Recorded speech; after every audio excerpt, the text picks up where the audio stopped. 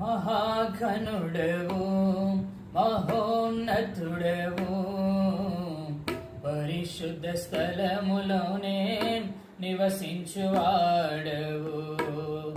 మహాగణుడవు మహోన్నతుడవు, పరిశుద్ధ స్థలములోనే నివసించువాడవు.